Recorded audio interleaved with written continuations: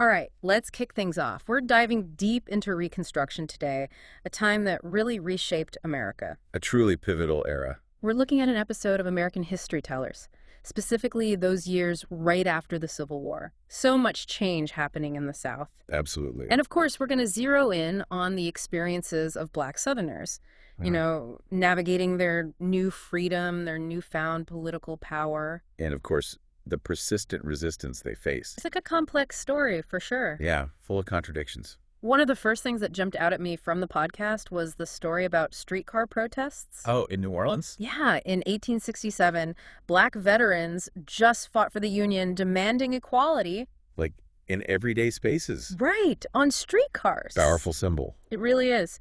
Shows how actively Black Southerners were shaping their own freedom, not just waiting around. Absolutely. Not passive at all. You also see it in those dock worker strikes. Demanding better wages. And the tax boys. Against those Confederate-controlled governments. They knew change wasn't going to be handed to them. Right. They understood that. There's this quote from a Black leader at the time. "Now is the Black man's day. The whites have had their way long enough.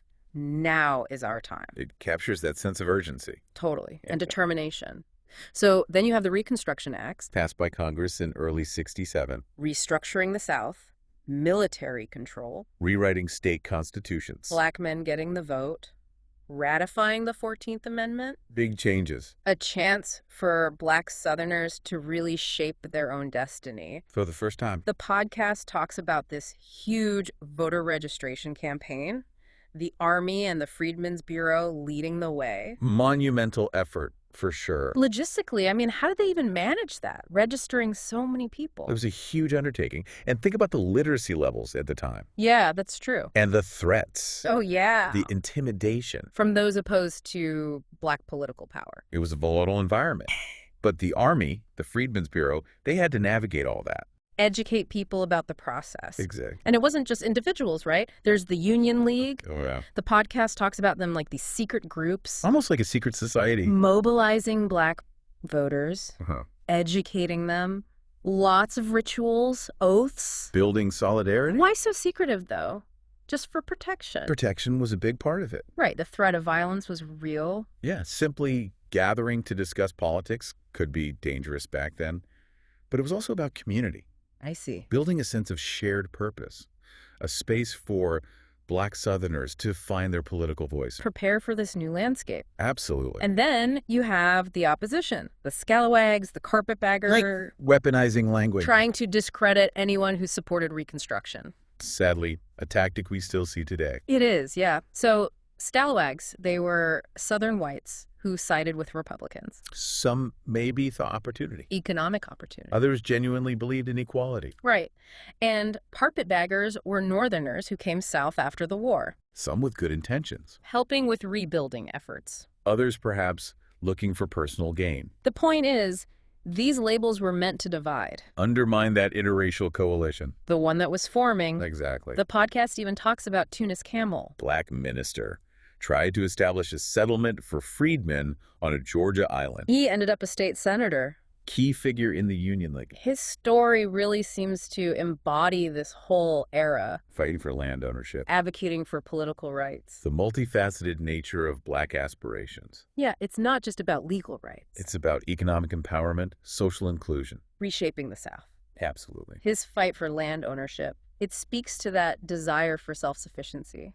Rejecting that exploitative labor system. The one that had defined slavery. Freedom is complex. It has layers. Many layers. And speaking of layers, let's talk about those constitutional conventions. 1867, 1868. Across the South. Black, white, and Northern Republicans. Working together to craft these new constitutions. Remarkable reforms. Public schools for everyone. Abolition of debt imprisonment. Recognizing women's property rights. So much change, so quickly. It really is amazing. Shows the potential of collaboration. Building a more just society. And you have figures like Robert Smalls. Formerly enslaved. Famously commandeered a Confederate ship during the war. Became a powerful voice for education. He understood the importance of it. Elevating Black communities. Ensuring their future success. Absolutely. It's inspiring, his story. I mean, speaks volumes about determination. Resilience. But amidst all these victories, The fight for land ownership largely failed. why was that? What were the obstacles? Land ownership, it was seen as the key to true economic independence. Yeah, makes sense. But redistributing that land from former slaveholders Yeah. faced immense opposition. I can imagine. Some argued property rights, others just resisted anything that would empower black Southerners. And the consequences of that failure. Long-lasting. Yeah, I bet. Without land, many black families were forced into sharecropping. Trapped in debt. Cycles of poverty. So even with all the progress, those seeds of future struggles were there. Absolutely. And we can't forget the political battles. Andrew Johnson, President at the time. staunch opponent of Reconstruction, undermining progress every chance he got. Replacing Republican generals in the South with Democrats. Sympathetic to the old order. Questioning black men's ability to vote. Limiting the military's power. To enforce those Reconstruction laws. It was a constant power struggle. Between him and Congress, A Republican-controlled a clash of ideologies. And then there's the impeachment, A pivotal moment. the Tenure of Office Act, designed to protect Edwin Stanton, Secretary of War. a radical Republican, protect him from being fired by Johnson. Exactly. And Johnson, he defied the act, Dismissed Stanton anyway. leading to the House impeaching him. The charges, they focused on that violation of the Tenure of Office Act. And his overall efforts to obstruct Reconstruction, It was a political spectacle. reflecting the deep divisions in the government. The podcast describes Stanton barricading himself in his office. I know. When Johnson tried to replace him with General Lorenzo Thomas. Like something out of a movie. So what happened? Was Johnson removed? It was close. The Senate acquitted him. Oh, wow. Just one vote short of the two-thirds majority needed. So close. A setback for the radical Republicans. The ones pushing for more aggressive Reconstruction. But it didn't completely derail their efforts. Oh. While all this was happening, 7 former Confederate states were readmitted to the Union, Okay. and the 14th Amendment guaranteeing equal protection, it became part of the Constitution. So a mixed bag then. In a way, yes. Former Confederate states back in the Union, the 14th Amendment is law. But Johnson's still in office. And the federal troops are being withdrawn from the South? It creates a very precarious situation. What does this mean for the future of Reconstruction? As federal oversight weakens, the door opens for a resurgence of violence. And attempts to undo all that progress. With the 1868 presidential election coming up, the stakes are even higher. A crossroads for the nation. Continue the path towards racial justice or succumb to those forces that want to maintain the old order. And that leads us right into that 1868 election, an election that would really shape the trajectory of Reconstruction. We'll dive into that in the next part of our deep dive. Looking forward to it. So we left off with Grant's victory, 1868, a moment of hope for Reconstruction. Definitely. But as we dig deeper, it's obvious that fight for equality, it wasn't over. Not by a long shot. The podcast highlights the 15th Amendment, ratified in 1870. A major milestone. No more denying the right to vote based on race, color, previous condition of servitude. Big win for black suffrage, right? On paper, it seemed that way. A landmark achievement, enshrining in the Constitution what activists had fought so hard for. But laws don't always equal immediate social change. You're saying the struggle for true voting rights, it wasn't over. Not at all. The podcast mentions southern states finding ways around it. How'd they do that? They got creative. Poll taxes, literacy tests, grandfather clauses, all these barriers to voting. And they disproportionately impacted black citizens, I'm guessing? Absolutely. Often applied arbitrarily. And while the federal government tried to intervene, enforcement was inconsistent at best. So southern states just kind of undermined federal authority. They found ways, A classic example of how discrimination persists. even with legal victories. But amidst all this, the podcast points out there's this surge in black political representation. It's just in contrast. Hiram Revels, Blanche K. Bruce, both serving in the U.S. Senate representing Mississippi. And just a few years earlier. They had been enslaved. Think about that. Shaping national policy. What a powerful symbol of progress. It must have been incredible for black communities, seeing that. Absolutely. A testament to the potential of Reconstruction. Imagine, people denied basic human rights now holding positions of power. It gave hope, showed that change was possible. It's a reminder that representation matters. Having a voice in government, crucial for equality. Couldn't agree more. But then there's the other side of this era, the rise of white supremacist violence, Can't ignore that. the Ku Klux Klan, Emboldened by the withdrawal of federal troops, and the growing resistance to Reconstruction. their reign of terror intensified, Yeah. targeting entire communities, churches, schools, businesses, anything associated with black advancement. It was about instilling fear, undermining progress, restoring white supremacy. It's almost like 2 steps forward, 1 step back. Black men are in positions of power, but facing threats to their lives, their communities under attack. Progress feels so fragile. It exposes the limits of legal reform alone. Laws like the 14th and 15th Amendments, they were crucial, but they couldn't erase the prejudice, the hatred. Enforcement was weak, and southern states found ways to circumvent federal authority. Creating that climate of impunity? Exactly. The podcast mentions black militias forming to defend their communities. Groups like the Lowndes County Self-Protection League in Alabama. What can you tell us about them? These militias, they represent a crucial part of black resistance. The state failed to protect them, so they took up arms to defend their lives, their families, their rights. It's a tragic reality, having to resort to armed self-defense. Almost like the Civil War never really ended for black Southerners, just morphed into a different kind of conflict. A struggle for survival. Against those who refused to accept their freedom, their equality. The legacy of slavery, that deep-seated racism, it didn't just vanish. Reconstruction, it was a battle for the soul of the nation. 2 visions clashing. Those who embraced racial equality and those clinging to the hierarchies of the past. The podcast also talks about sharecropping, how it trapped black families in this cycle of debt and poverty. Sharecropping, it was a compromise. Former slaves wanted land ownership, white landowners wanted control. So black families worked the land, but But the landowners controlled the credit, set the prices, made it nearly impossible to escape debt. true freedom, then, it required more than legal rights. Economic independence was crucial. And for many, sharecropping was just another form of economic subjugation. More subtle, perhaps. But subjugation nonetheless. It shows how interconnected racial and economic inequality are, a theme that's still relevant today.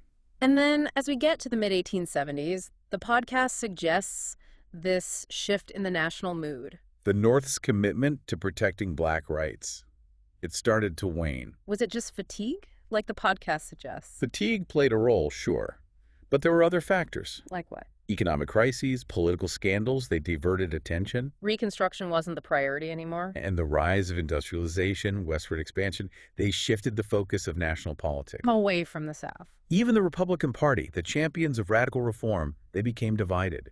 Some wanted reconciliation with the South. Even if it meant sacrificing black rights. It was a compromise some were willing to make. So a combination of things led to this decline in support. A perfect storm White Southerners saw their opportunity. to regain control. The podcast mentions black codes, laws that basically legalize segregation. Across the South, But that's a violation of the 14th Amendment, isn't it? it was a direct assault on the gains of Reconstruction, Restricting black mobility, limiting economic opportunities. imposing social controls, relegating black people to second-class citizens. And federal government. They made some attempts to challenge these codes, but their commitment wavered. So those promises of equality just eroded. It's a difficult period to look back on. The podcast points to the 1876 election as a turning point. Between Rutherford B. Hayes and Samuel Tilden, It was disputed, right? one of the most controversial elections in American history. Why was that? The outcome hinged on disputed electoral votes from 3 southern states, Florida, Louisiana, and South Carolina. And how'd they resolve it? A backroom deal. The Compromise of 1877. Hayes got the presidency, but But at what cost? he agreed to withdraw federal troops from the South, essentially ending Reconstruction. So Reconstruction was bargained away? In a sense, yes. It was a devastating blow for black communities. They put their faith in the federal government. And then they were abandoned. It was a tragic turning point. Hopes and aspirations sacrificed for political expediency. The Compromise of 1877 marked the end of Reconstruction. And ushered in a new era of racial oppression. It's a sobering reminder of how fragile progress can be, how political compromises can come at the expense of marginalized communities. A tough lesson to learn. Indeed. As we move into the next part of our deep dives, we'll explore the legacy of Reconstruction, its triumphs and its failures, what it means for understanding the fight for racial justice in America, even today. We've seen the highs and lows of Reconstruction, the progress, the setbacks. A truly transformative period. But as we head into the late 19th century, it's clear the fight for equality. It's entering a new phase. The podcast really emphasizes this point, how white supremacy adapted, persisted, even after all those legal changes. It's like this undercurrent. That just won't go away. Exactly. It found new ways to assert itself. The dismantling of Reconstruction, it left this void. And into that void, Except a system designed to maintain racial hierarchy. Jim Crow. the podcast talks about the rise of these Jim Crow laws, legalized segregation across the South. Everything was segregated. Schools, parks, restaurants, transportation. Two separate societies, Yeah. and unequal. It was about control. What strikes me is how insidious these laws were. It wasn't just about physical It separation, was about reinforcing that social order. where black people were seen as inferior. Less than. Jim Crow is about more than just separate water fountains. Oh, absolutely. It was about controlling access to opportunity, Yeah. limiting black economic mobility, maintaining white dominance, And every aspect of a life. permeated Southern society. It's hard to imagine the daily humiliations, the injustices, and it was all legal. Didn't the 14th Amendment guarantee equal protection? The 14th Amendment was powerful, yes, but it needed enforcement. And as Reconstruction weakened, so did that enforcement. Southern states, they exploited loopholes, found new ways to disenfranchise black voters, deny them their rights. And the federal government. They looked the other way, facing their own challenges, weary of the Southern problem. So the ideals of equality, justice, they were cast aside. A difficult truth to confront. And the consequences, they're still felt today, shaped the civil rights movement, the fight for racial justice that continues. The legacy of Reconstruction is complex. Progress and missed opportunities, promises made and broken. But the podcast also highlights the resilience of black communities, building their own institutions, Schools, churches, businesses, social organizations. creating their own spaces, a culture of resistance, self-reliance. That spirit of perseverance, it's inspiring. Despite everything, they never gave up hope, fought for equality, built communities, Yeah. educated their children, Yeah. dreamt of a better future. It's a reminder that even in the darkest times, the human spirit endures, thrives.